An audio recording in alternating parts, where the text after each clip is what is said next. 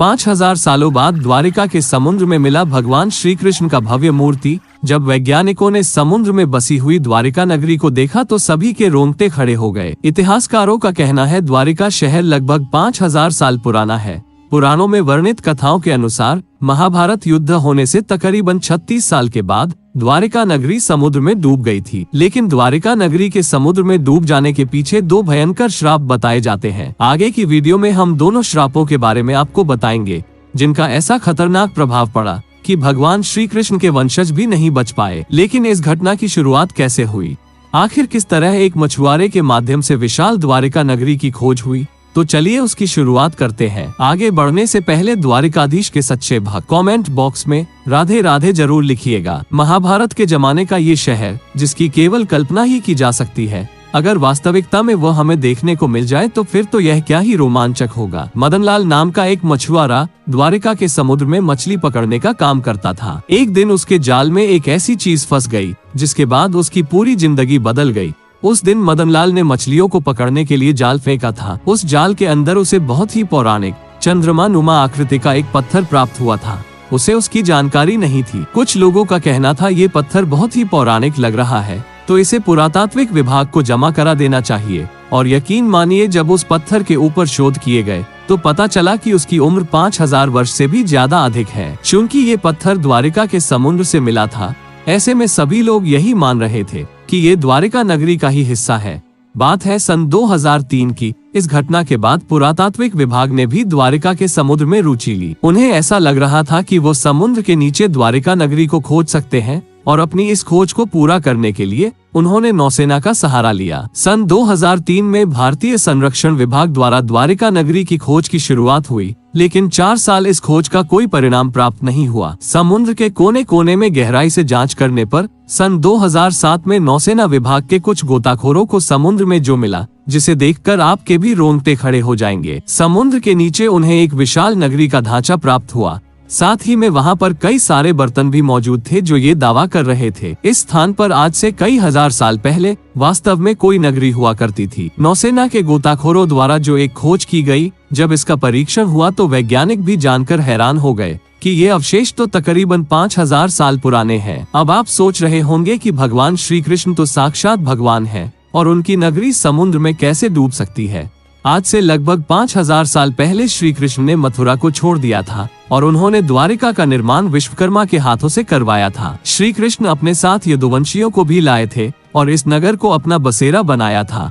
द्वारिका श्री कृष्ण की कर्मभूमि मानी जाती है, जिस पर उन्होंने 36 वर्षों तक शासन किया। द्वारिका के समुद्र में डूब जाने के पीछे 2 श्राप हैं। पहला श्राप, महाभारत युद्ध के बाद कौरवों की माता गांधारी ने महाभारत के इस पूरे युद्ध के लिए भगवान श्री कृष्ण को जिम्मेदार ठहराया। उन्होंने श्री कृष्ण को श्राप दिया कि जिस तरह कौरवों के वंश का नाश हुआ है, ठीक उसी तरह पूरे यदुवंश का भी नाश हो जाएगा। और दूसरा जो श्राप है, प्रचलित कथाओं के अनुसार माता गांधारी के अलावा दूसरा श्राप ऋषियों द्वारा श्री कृष्ण के पुत्र साम को दिया गया था। दरअसल महर्षि विश्वामित्र, कण्व, देवर्षि नारद आदि द्वारिका पहुँचे थे। यहाँ यादव कुल के कुछ युवकों ने ऋषियों के साथ बहुत मजाक किया था। वे श्री कृष्ण के पुत्र साम को स्त्री वेश में ऋषियों के पास ले गए और कहा कि बताइए, क्या ये स्त्री गर्भवती है और इसके गर्भ से आखिर क्या पैदा होगा। जिसके बाद ऋषि अपमान से क्रोधित हो उठे और उन्होंने श्राप दिया कि श्री कृष्ण का ये पुत्र ही यदुवंशी कुल का नाश करने के लिए एक लोहे का मूसल बनाएगा, जिससे सारे यदुवंशियों का अंत हो जाएगा। जिसके बाद एक एक यदुवंशी का अंत होने लगा।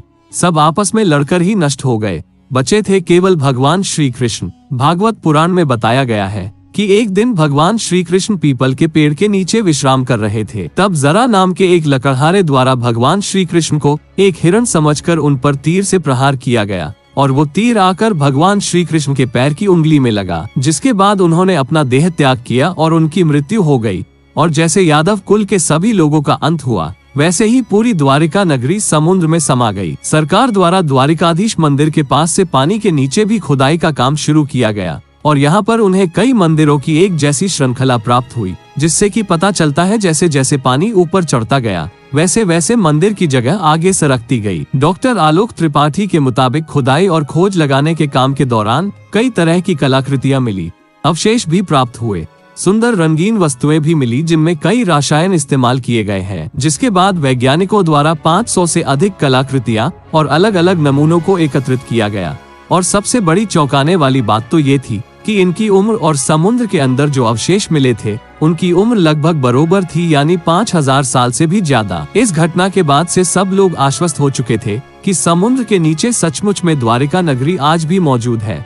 आज भी भगवान श्री कृष्ण का भव्य मूर्ति इस समुद्र के अंदर मौजूद है। द्वारिका नगरी समुद्र के अंदर कई राज समेटे हुए हैं। कई लोगों ने लालच स्वरूप इस नगरी को ढूंढने का प्रयास किया, लेकिन वो समुद्र में ही कहीं विलुप्त हो गए और उनका नामो निशान ही खत्म हो गया। भगवान श्री कृष्ण हमेशा अपने भक्तों की लाज रखते हैं और उनके पूरे जीवन कर्म में उन्होंने कई उतार चढ़ाव देखे, लेकिन हमें उनके जीवन से बहुत कुछ सीखने को मिलता है। इस पूरी घटना को लेकर, द्वारिकाधीश मंदिर को लेकर और समुद्र में बसी द्वारिका नगरी को लेकर आप क्या विचार रखते हैं, हमें नीचे कमेंट बॉक्स में जरूर बताइएगा। अगर आज की वीडियो आपको पसंद आई है तो एक लाइक जरूर करें और जल्दी से हमारे चैनल को सब्सक्राइब करके बेल आइकन को प्रेस कर लें। अभी के लिए आप सभी दर्शकों को हर हर महादेव।